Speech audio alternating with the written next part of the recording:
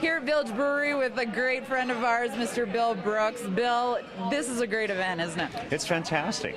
Now, why did you want to come down here? I know you're kind of the face of prostate cancer, so to speak. You're the poster boy. But tell us a little bit about your journey with prostate cancer.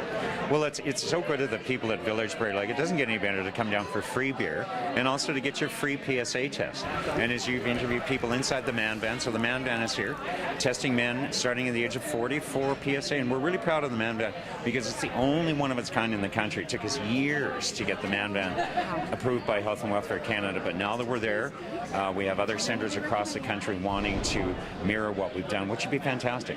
It's amazing, and not only for Village Brewery to get on board, but for the man van to be so accessible to go out to other events like this. And that's exactly it. And so the man van has been, Safeway parking lot, we've been at Suncor, we're all over the city, and we have tested more than, and I don't want to exaggerate this, I think we're more than 23,000 men. Wow. And we also just launched our rural man van, which we're getting huge response because, as you can imagine, a lot of guys out in the country and farmers, they don't want to drive all the way into the city just to go and get a blood test. And it's like, oh, quit nagging me, wife, and so on. So when we take the man van out in really remote rural locations, it's almost like a social gathering. Right. And we get scores and scores and scores of men coming and getting tested, which is really cool. And it's a pretty easy test, we gotta say. You know, some people are a little apprehensive about doing it. Yeah, they think it's going to be an invasive thing. Well, they think it's the digital rectal, and it's not. It's not the digital rectal exam. All it is a blood test, and it gives you a marker as to show where your PSA level is.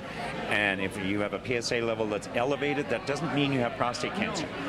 It's the next time you get tested a year hence that if it's gone really wonko through the roof, then all that says is, okay, something's not working. But again, that does not mean you have prostate cancer. Right. So what your GP would do is perhaps refer you to a urologist, and then they'll do the digital rectal exam. Right. And that's, they can tell a lot by then. And then the next step is they'll maybe do a biopsy, take a little sample and do a biopsy, and then so on and so on. But there's so many treatments out there that prostate cancer is 99% curable.